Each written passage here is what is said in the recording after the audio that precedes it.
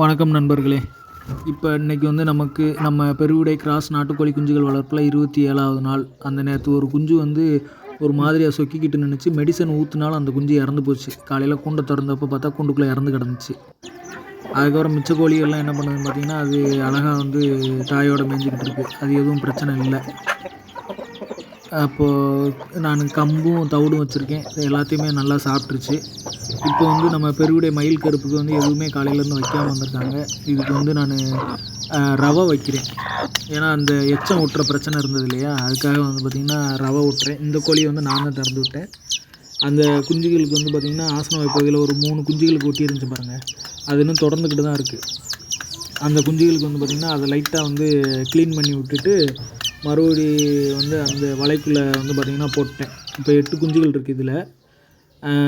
வலைக்குள்ளே போட்டுட்டு அந்த ரவை கொடுத்ததும் ரவை சாப்பிட்ருச்சு. இது என்னடான்னா ஒரு கம்பு வந்து நல்லா கரையாக மேலே வரைக்கும் ஏறி இருந்துச்சு.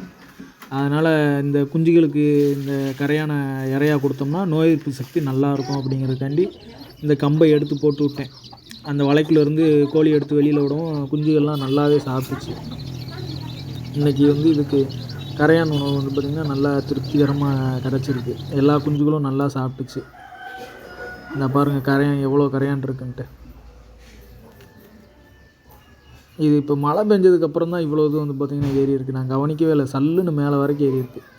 இந்த ஒத்த கம்பை வச்சே வந்து பார்த்திங்கன்னா நிறைய அது பாட்டுக்கு அது எந்த இடத்துல இருந்ததோ அதே இடத்துல மறுபடியும் வச்சோன்னா மறுபடியும் ஏறும். ஏற நம்ம குஞ்சுகளுக்கு வந்து எடுத்து கொடுத்துக்கிட்டே இருக்கலாம்.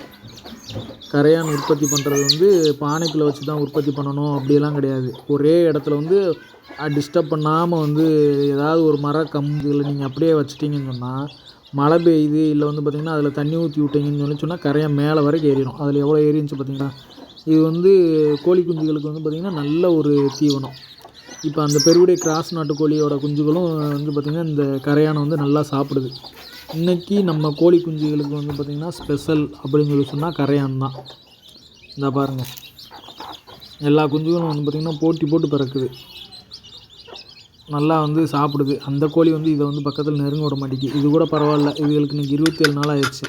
அதுகளுக்கு 17 நாள் தான். ஆனால் வந்து 2 குஞ்சுகளும் 10 நாள் தான் முன்னப்பினன்றதுனால குஞ்சுகளுக்கு வந்து ஒன்றுக்கு ஒன்று வித்தியாசம் தெரில. அதுக்கு பாட்டுக்கு மொத்தமாக மேயுது.